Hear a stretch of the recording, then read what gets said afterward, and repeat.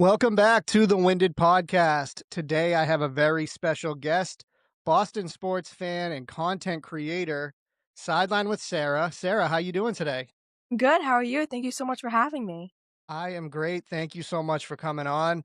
I've told you this before, but just when it comes to like breaking news or game recaps, there really isn't anybody better in the like independent content space than you. I Thank mean, you. I like messaged you the other day when I think it was the Diggs release, and I was like, "Where's the video?" I've refreshed like 3 times. I know you have a life, you have other stuff going on, but I'm sure I'm not the only one in your DMs when stuff Yeah. happens that like, where's the video? Because you know it's coming. Mhm. Yeah. So how did you kind of get started? I mean, obviously you're a lifelong Boston sports Mhm. fan. What made you kind of want to get that fancy pink microphone and start telling everybody about what you're thinking? Well, I've always had a passion for social media. Growing up, I was really big into YouTube. I kind of held a grudge against my parents for us not being family vloggers or me not having a tour YouTube channel. I mean, looking back on that, I'm very grateful they didn't do that to me, but I always had that passion. And it was like the time in my life where I really need to figure out what am I going to do as a career. My friends around me like, oh, I want to be physical therapist. I want to be doctors. And I'm like, I don't want to do any of that. And like people would ask me the question like, oh, what do you think you want to do for a living? I'm like, I have no clue. Like that question made me want to cry, honestly. And after a basketball game I played in, I got interviewed for the first time in my life. I had cameras in my face, microphones. I was at an all-time high. I was like, this is the best experience of my life. And then I did a smaller interview for Instagram. And after those stuff was posted, I got a lot of positive feedback. Like, wow, like you spoke so well, you look so good, like you were really entertaining. And I was like, wow, like I did really like that. So I always had the idea of that in the back of my mind. And after that basketball season ended, I actually played 2.5 months of it on a fractured foot. So I was in a boot for a month, and I'm the type of person to always play through my injuries. So it was kind of a culture shock to now have to take a rest period. So I got really hooked onto the Red Sox, and I was just like living my life through them basically. And I don't really know a lot of people that are into baseball. So I started finding out about like Section 10, Baseball for Baddies, and a bunch of other content creators who are just killing it with baseball content. And I was like, wow, like this is really cool. Like this is their job. And I was like, huh, that's like really interesting. So July comes around and I'm like, okay, I think this is what I want to do. I just got to start it. I said, I'll give myself 5 years. If I don't have a platform after 5 years and I can't make a living off of it, then I'll stop. So then I started posting on TikTok in July and then went to Instagram and YouTube in September. That's great, and you're building a following. I know, you have a very loyal kind of people. Your comment section is very positive. People love Mhm. what you have to say. Yes. Um, I love that though, that how you kind of realized, even though you had it in the back of your head, that you had that realization when you had a microphone and you had it in your face and you kind of were like, "Oh, I liked that." I had a Yeah. similar story and, I'm in my 30s and this is never something I could see myself doing, and I officiated my sister's wedding and, kind of had the microphone.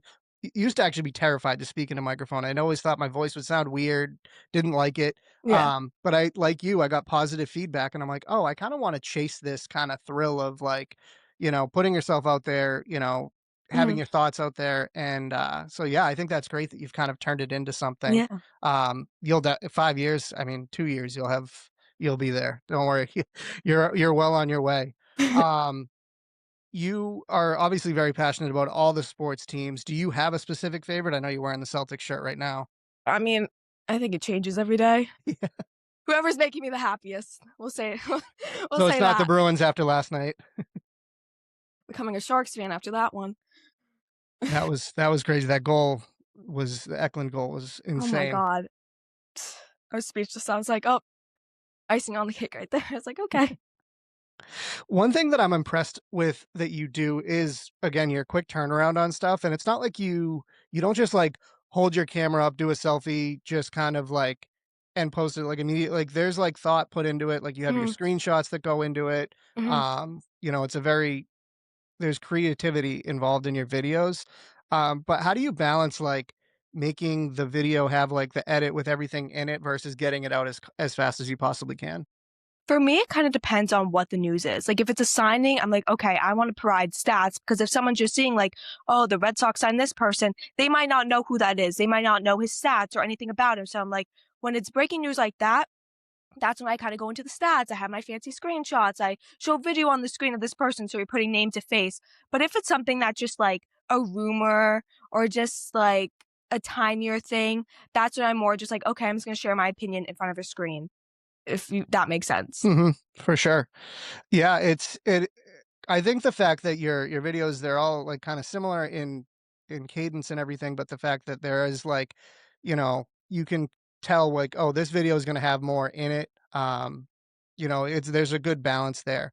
How many videos are you putting out a day? It feels like you're doing, like, 3 to 4 a day. It honestly kind of depends on how many games there are that day, like breaking news or anything.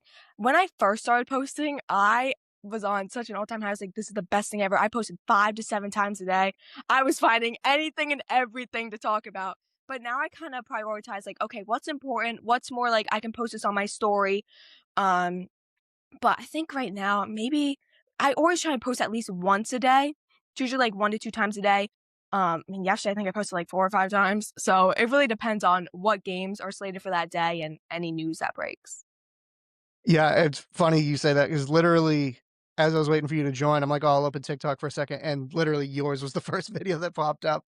I'm like, "Oh, here's a little preview. It was your Bruins Yep. crash out from last night." Which those are always great, because it's, the fandom really shows through in what you do, which I think is what your goal is. You're not trying to just be a reporter and, Mhm, like, give, like, a, even take. Like, you want it to be, like, when people watch it, they're like, "That's how I feel," or even if they disagree, but it's like, at least they understand it's from a fan perspective. mhm. Yeah. What would you say, you know, your goal is in kind of sports media? I know you gave yourself the 5 years. Is it you would love to continue doing an independent thing? Is it, do you have goals to be, like, on a network? What would you kinda think your long-term goal would be?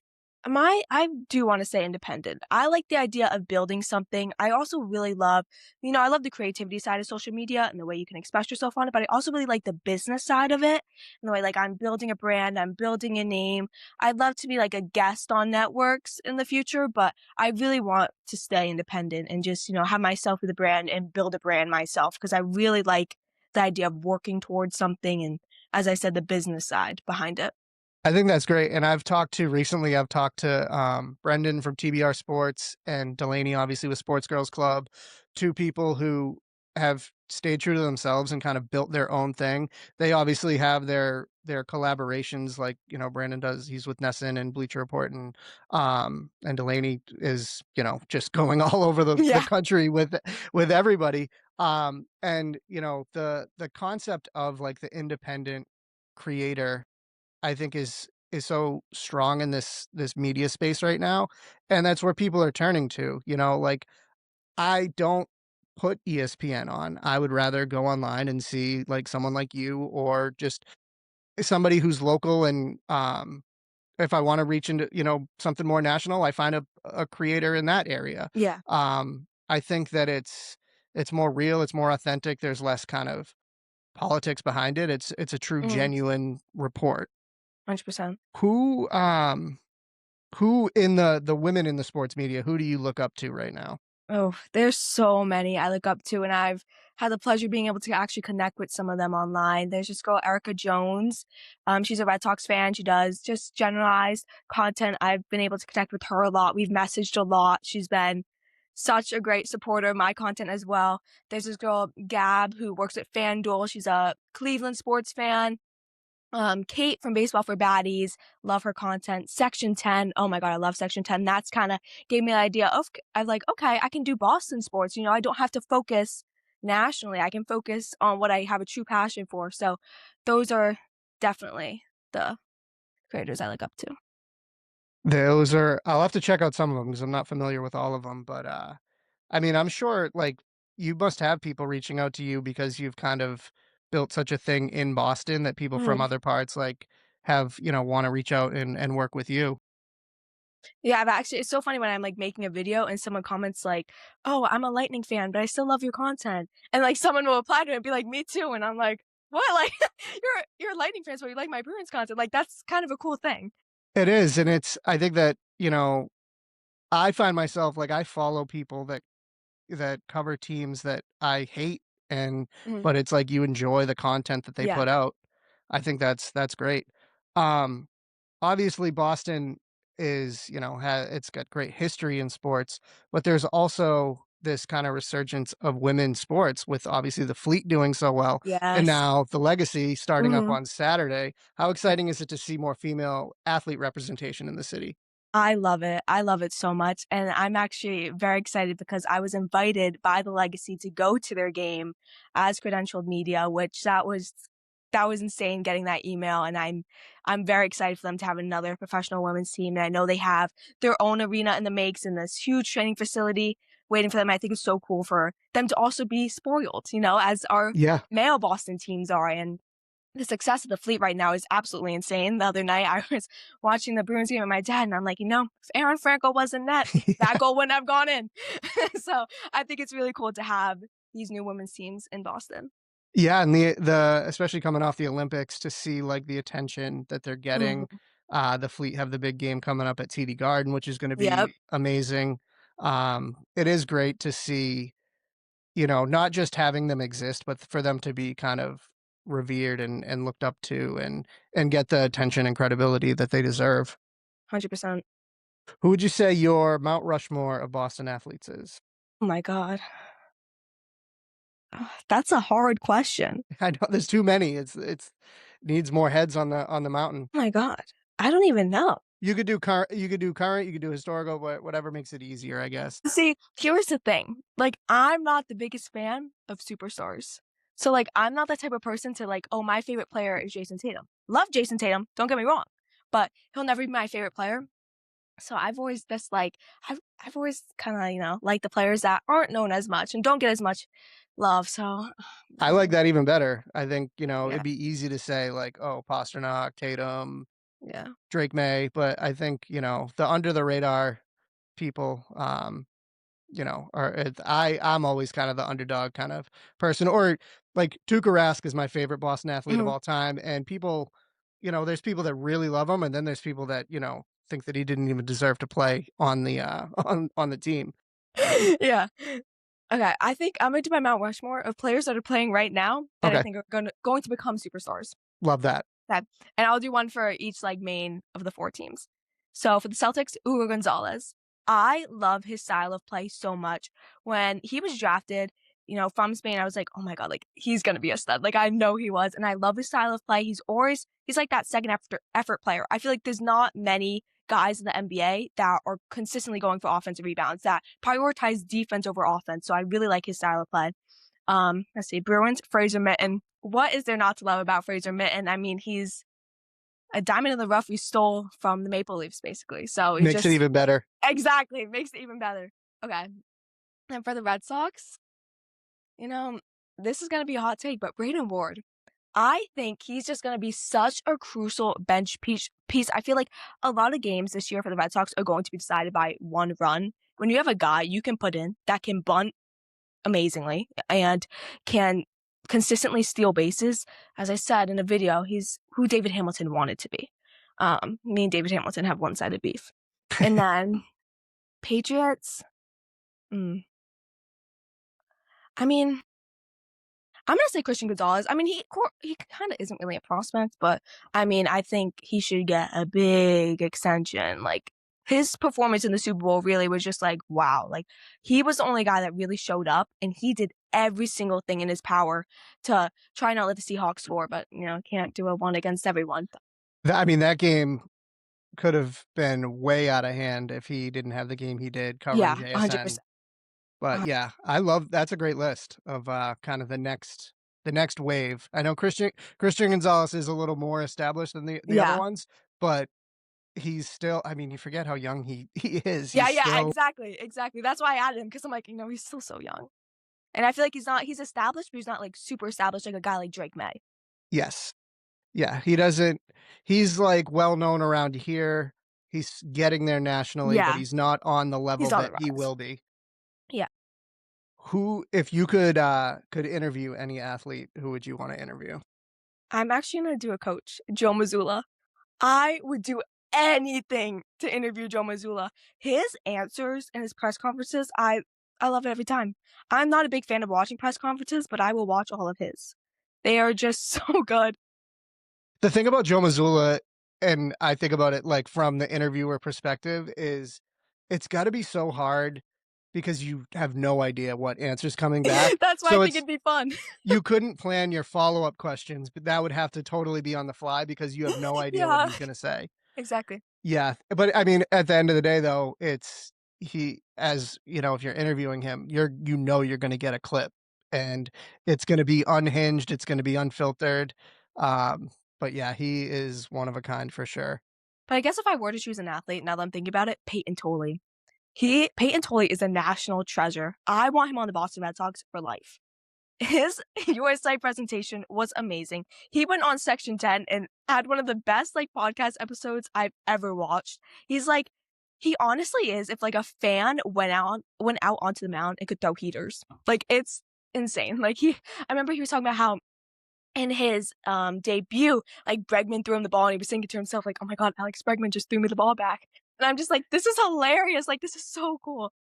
It is great when, these athletes, they've been told they're great forever, and by the time they get to the top, like, it's almost like it's not as at least they don't show it as outwardly Hmm. that it, like, is as special as it is. So Yeah, when an athlete comes along and acts like, like you or I would if we were in a uniform on the field, yeah. that's definitely likable It's and so and cool. relatable. Yeah. Who do you think of the 4 teams is gonna win the next championship? Ooh. Hmm. That's a good question. I think. I think the Celtics. Celtics? I honestly think the Celtics can win the championship this year. Yeah, 100%. and I think if I were to say the team that's the farthest away, the Bruins. yeah. The Bruins. I mean, calendar-wise, it would be the Bruins or Celtics would have the Yeah. next crack at it, but you don't think the Bruins this year. Yeah. Um, yeah, As much as I love to have confidence in them, I don't. I well, if don't. they played every single game at TD Garden, they might have a chance, They but might the have a chance. fact that they're gonna have to play at least half their games, if not more, on the road, definitely don't like their chances with that. Yeah. No, not at all.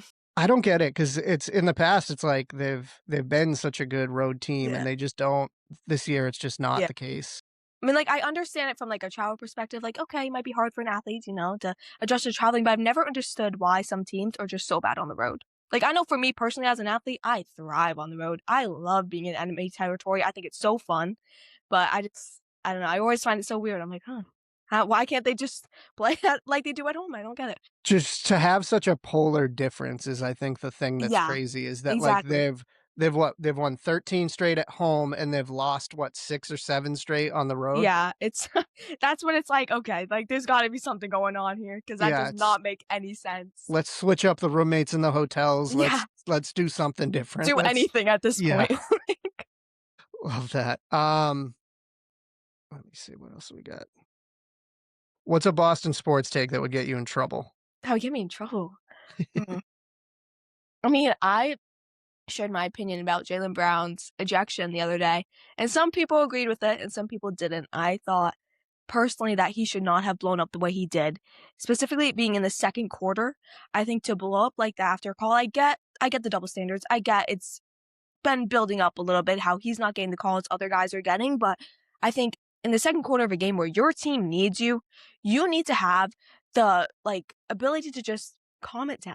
It's the second quarter. Get mad, plead your case to the ref. Do it. Get that first tech, and then obviously the second tech that was a little rushed. I don't understand that at all, but I think get that first tech and then just like brush it off, or just don't even get that first tech at that point. Plead your case, but then calm it down. It's the second quarter of a game. That play is irrelevant by the end of the game, but then it became relevant because he got ejected. And I feel like if he was in that game, the Celtics would have won against the Spurs.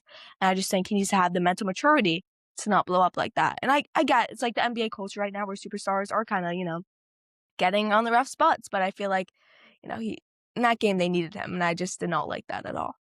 Yeah, I could see people were very defensive of him, but I can see that, you know, he could have had a little bit more control and reeled Yeah. it in a little bit. Yeah, and I get that defensive of being defensive of him too. Like obviously I support him, but personally I just think as a basketball athlete myself, I just felt like that was not the right thing to do, especially with him being projected onto the media as a leader of the team this year. Even with Tatum back, he's still seen as a leader for this year. I felt like he can't be doing stuff like that. It makes you wonder if, like, this had happened 2 weeks ago before Tatum was back, if he acts any different, if he's, maybe feels like a Yeah, little bit less pressure to be the leader because it's obviously it's their team, but it's push comes to shove, it's Tatum's team. So yeah. it's like he doesn't necessarily feel that spotlight that he did, 2 Mm. weeks ago. Yeah, that's a good thought. But you obviously have, the content that you put out, and that's great that you'll be there for the legacy with the credential and everything. What's kind of next for the sideline with Sarah Brand? You got anything cooking or just rolling along with what you're doing? Kinda What would just you like to do? There's a lot of things I'd like to do. I know for a fact I want to start doing some more long form content on YouTube. I don't really know what that entails quite yet, but I know that's something I definitely want to do, whether that's like vlogging, going to games, or things like that. I know I do want to make a second account that is just a little more about lifestyle content because, as I said, I just have a passion for content creation. So I'd like to be able to have a sports side and a lifestyle side. Um, but I don't know, I have so many things I wanna do, like, I would love one day to have a YouTube series where I'm going to every single ballpark in America, and, like, when the Red Sox are playing on the road, like, those are the games I'm going to, Mhm. and I would love to do that, like, with my dad too, I think that'd be really fun, but, it costs a lot of money, so I'm hopefully, down the line, I can get, like, a sponsor or something. That's always something I've had in the back of my mind, and I also another thing I've had in the back of my mind is I feel like there's not a lot of content surrounding minor league players or practice squad guys. I feel like there's a lot of like day in the life as a major league player, see what it's like to play in the game as a major league player, but there's nothing like for the guys in the minor leagues. And I think it'd be really interesting to see what it's like as a player who's trying to get to that major league level. I don't feel like there's a lot of coverage on that. Mhm. So if there's ever a way for me to get in contact with some minor league players who'd be down to do like a day in the life or some interviews just for some insight on what it's like, I think that'd be really cool. I think that's a great idea, and you could definitely make that happen just because they aren't getting that attention Yeah, elsewhere. I think that, most of them would love to. yeah, for sure. Do like a behind the P instead of behind the B. Yeah. That would be great. I would love that because that's more there's less glamour to that, and it's Mhm. more, Yeah. It's there's like that more grind. struggle. Yeah, Yeah. I think I it'd be love really that. inspiring stories too. I think it'd be really cool to see how hard these guys are working to get to the roster. I would watch that for sure, so I hope you do work on that. Um, I just in my journey of doing this and getting people together, I wanna start getting more bridging the gap between all the there's so much talent in this city, with the content creators, and I Mhm, want to start seeing more people working together and start, mhm. so I would, love to, in the future, like, have you on and have Anna on and have, like, all these people that are Yeah, in the area that'd be so and fun. just, like, have, like, whatever it is, like, once a week, once a month, and just, like, Yeah. put all the brains in one room and just see what happens. Oh, 100%. I know a lot of people always reach out to me like, "Oh, you should start a podcast. You could start a podcast." And I'm like, "That's a lot of work." As one person, that's a lot of work. It Like, kudos is, to you yeah. for running this podcast because I know it's a lot of work. But that's definitely something I also wanna do down the line, but I wanna do it in a group. Yes. I don't think I'd be able to ever do a podcast by myself. I mean, I think I could entertain for, like, an hour, but I just don't know on, like, the work side of it, that might be hard to balance that and other content, so I have no doubt you could do it, and you're welcome on here anytime you wanna thank you. do something longer. We could definitely make that happen, but Sarah, this has been so much fun getting to know you and your process and your fandom and everything. Where can people find you? At Silent with Sour, basically anywhere. I'm also on Twitch, might start live streaming this summer. It's Sour Sideline on X though or Twitter because, the username was too long for that. But Silent with Sour basically on every single platform, and I have a link tree on all my social media, so you can also find all my links through there. So yeah. That's great. The live streaming is fun. I did it for, the gold medal game. I went live on TikTok for the 3rd period in overtime, Mhm. and I was like, "I gotta do this more." Like, obviously, Yeah. that's like a high stakes thing, so people Mhm. were, like, invested, Yeah. but I recommend doing it Yeah. and, whether it's TikTok, Twitch, Mm. wherever, so much fun, but yeah, Sarah, this has been so much fun. We Yes, will do thanks for this having again. me. Of course. We'll get this together soon, and I definitely wanna put together a big group of the Boston creators and kinda form, like, an Avengers group Yeah, that of sounds good. content creators. Yeah. Alright, Sarah, thank you. Have a good one. Of course, you too.